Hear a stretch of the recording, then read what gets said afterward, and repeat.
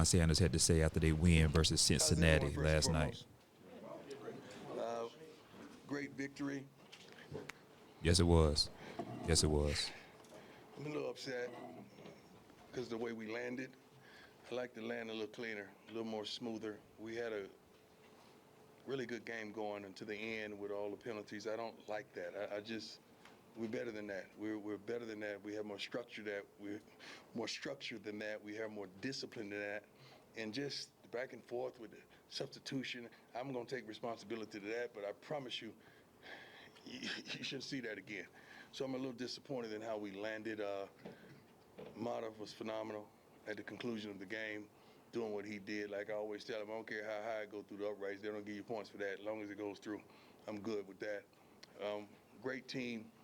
They did not beat themselves. They played soundly. I mean, they wasn't going to give up. We increased the lead by a margin at one point. They still didn't give in or give up. That's a testament to their coaches and their staff. Played their butts off. We had some guys fighting through pain, fighting through agony and all that, but they stayed out there and gave it their all until they couldn't do it anymore. But overall, love what we did running the football. We made a conscious effort in the beginning of the week that we were going to run the football. Isaiah did a wonderful job. Dallin did as well. I mean, you look at stats sometimes, you go in at halftime and you're critical of some things, then you say, he's what? He's 22 for what? Yeah, like it don't make sense because we take it for granted how good this young man is. And I would be saying that even if he wasn't my son, but he just happened to be. Travis was phenomenal. Jimmy, he's very apologetic on the taunting penalty that he got called. Ajante, we blessed him with, he wanted number one when he came here. Number one ain't something you acquire. It's something, it's given to you. It's not a number that you choose for yourself. I'm old school. So we presented that he earned it. He earned it. So I gave it to him tonight. Afterwards, going into the bye week, Draylon was tremendous as well. Mate, Mark Bissett did the doggone thing, and 3 inside the 20. I think 3 inside, the 5 or the 10? Something phenomenal like that. Cam, Selman did his thing. Overall, good game. Just not excited about the way we landed the play. Let's go. I'm going to tell him to talk to Peggy. Sorry. Peggy is fighting COVID right now, and we wanted to give her love and appreciation and present her with the game ball. So we called her. Rick was gracious enough to call her, and she answered on the first ring like in Peggy fashion with plenty of energy and that oomph that she has. And we told her that she is going to a bowl now. We want to make sure she goes to the best possible bowl that she could possibly go to. And that means a lot to us. That really does. And she was so appreciative and thankful. But she means so much to this program. So we're glad that we could honor her in that realm. Now we just got to get a private plane to make sure she's comfortable on the way there. Yeah, we ain't putting Peggy on the regular plane, I promise you that. But I'm thankful that we were able to do that for her. Now let's go, right? Okay, yeah, Okay. go ahead. Hi, Coach. How you doing? Good. Nikki Edwards, Hughes Sports Report. You mentioned Peggy. This fan base hasn't seen a bowl game since 2020, something that this program has been striving for. What does it mean to acquire that tonight, and what's in the future for this team? It's cute. It really is, because we really want that, but that's not all we're after. That's one of the hurdles that we're jumping over, that we're going over. That's a tremendous hurdle that we're happy, we're excited, but that's not the end goal for us. That's the beginning. That's the beginning. But we are thankful and appreciative that the hard work is going noticed. Tyler, go ahead. Hey, Coach. Tyler King. How you doing, my man? I'm doing well, thank you.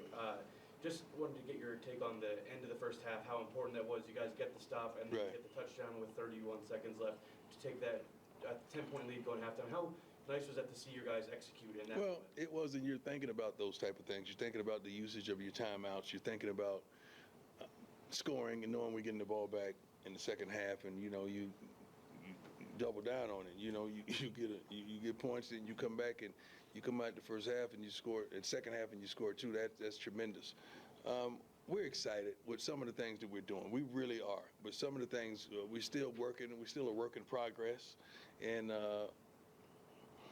We're happy about some things. We're happy about some of the players and what they're doing. I got to see the film to see what everyone truly did and clean up some of the mistakes we made, tremendous mistakes we made, because we shouldn't have let that game get that close. But we got the dub. Got the dub, man. I'm proud of Coach Prime, the way he coached that game last night. It was a big game, especially for the psyche for Colorado, because Cincinnati, they wasn't a slouch team.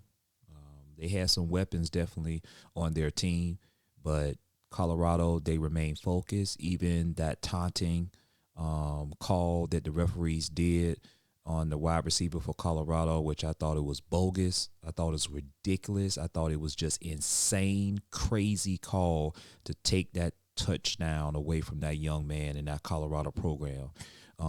Some of these calls that the referees do are just stupid.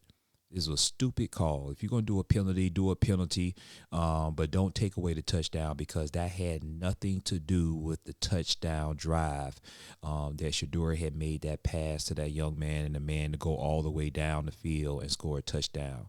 That was crazy. That's what counts. Brian, go ahead. Hey, Coach. Brian Howell, Bulletin. Yes, sir. Two questions for you. First off, how good was it to see Travis be Travis again after a couple of off weeks? Well, we never doubt Travis whatsoever. So him being himself is just what we expect. That's the only thing we expect. We don't expect to see Absolutely. anything else.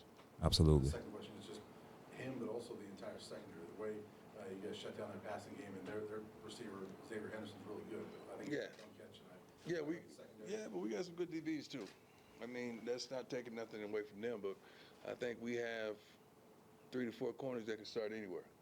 So I'm really satisfied with that, and we're improving each week. But the front end complements the back end and vice versa.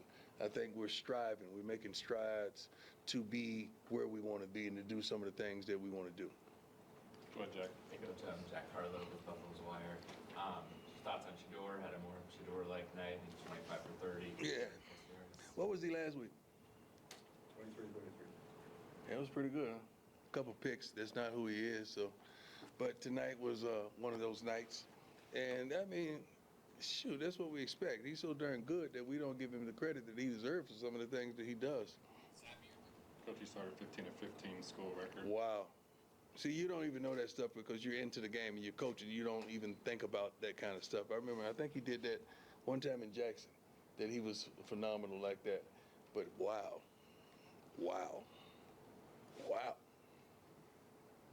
And they don't even mention him for the Heisman.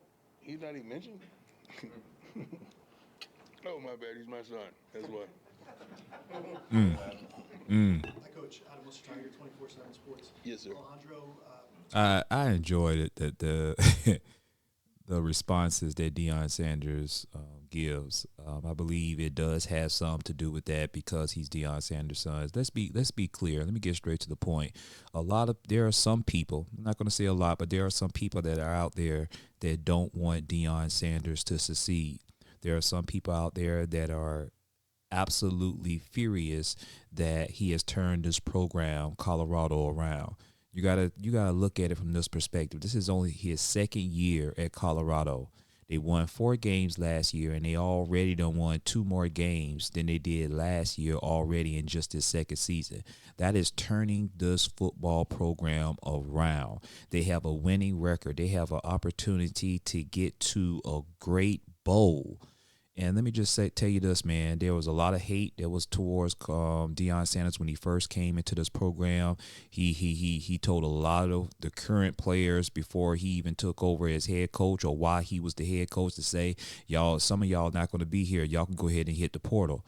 And more than half of the team hit the portal. So he had to literally revamp this roster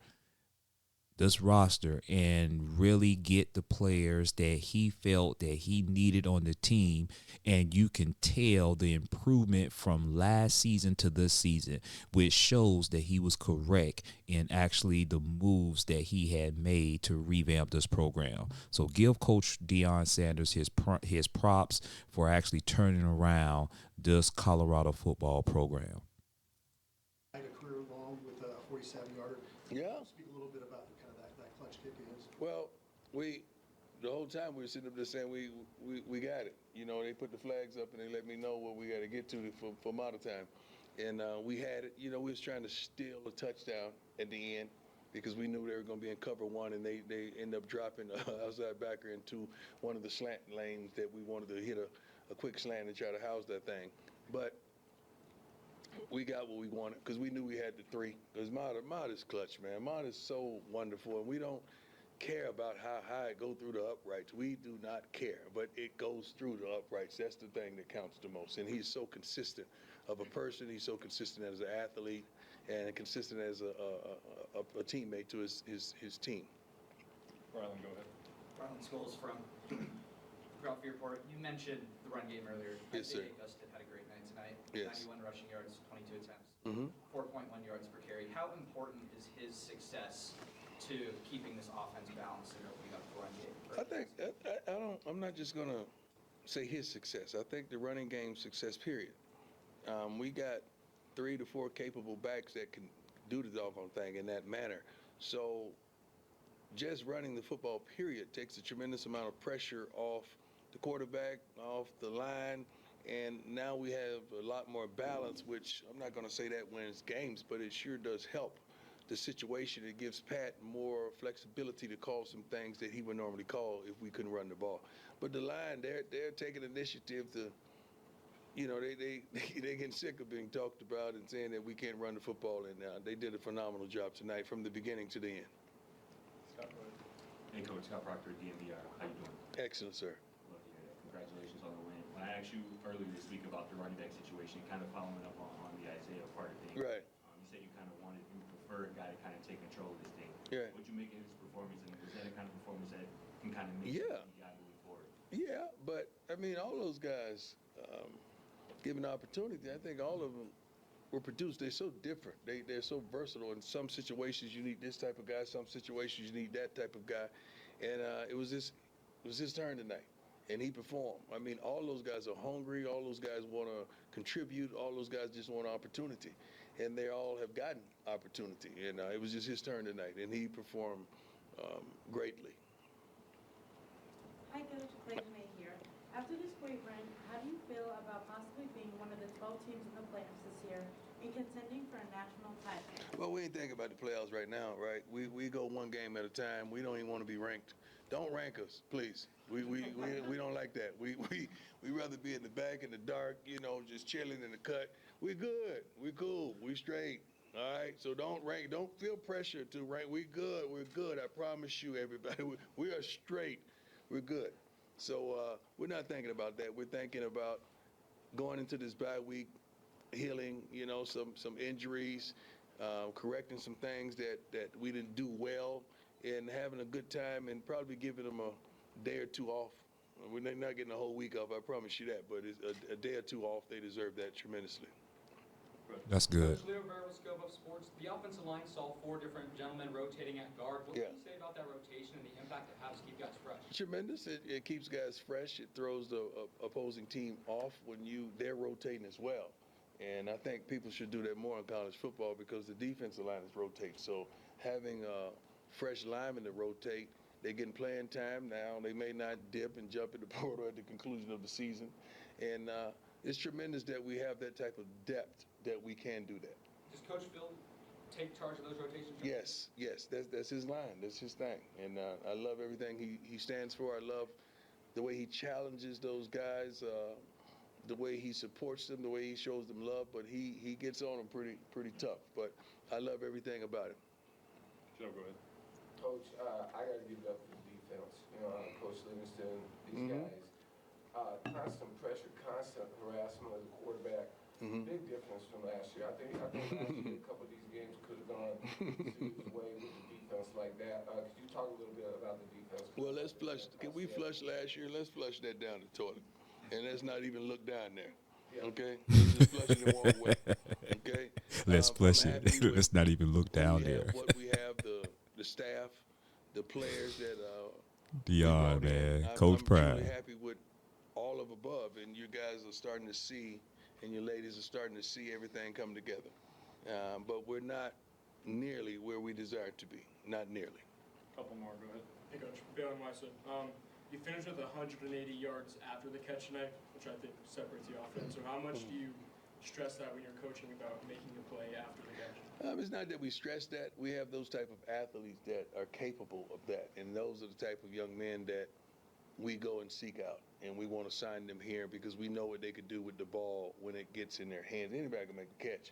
Well, do you go to work with it after you make the catch? And those are the type of, I think, commitments that we've garnished from, I think, a couple guys up here this weekend. So we just want to keep that going and keep attracting those type of young men. How old are you, my man? 19. How old are you?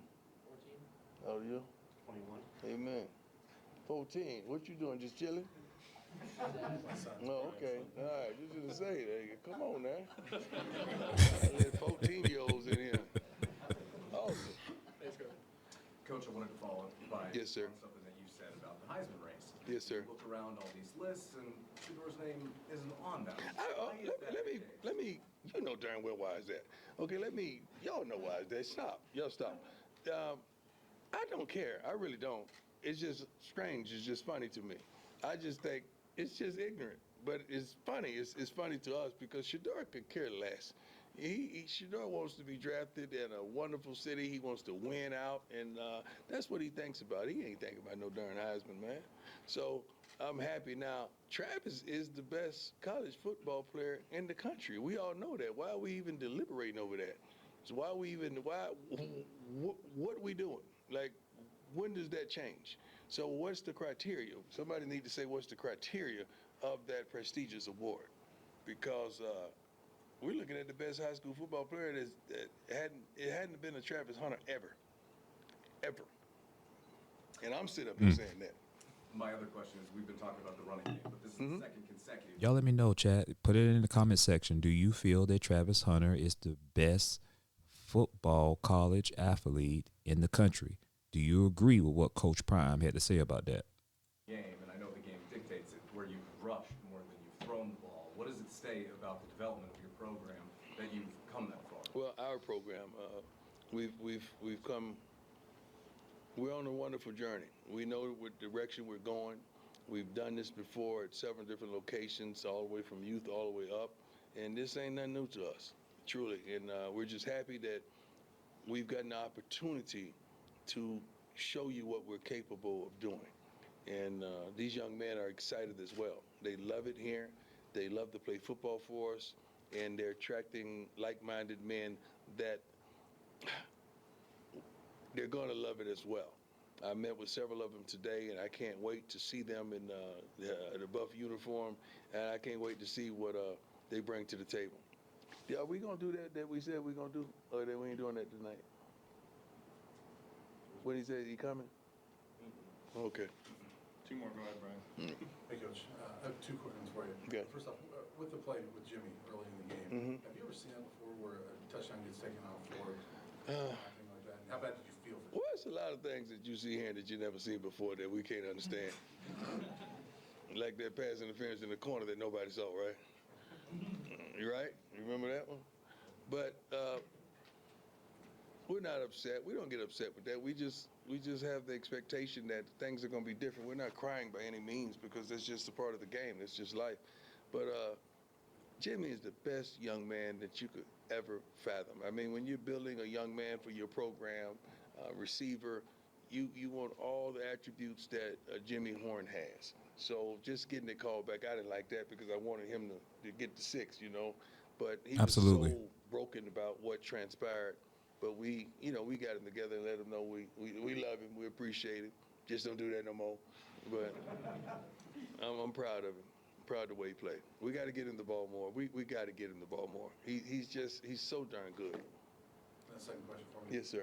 I know you guys have bigger goals, but you've stated since last December that bowl game, one bowl game. Now that you guys have got it, there's still a month to play. How big of a deal is that for this team that they can?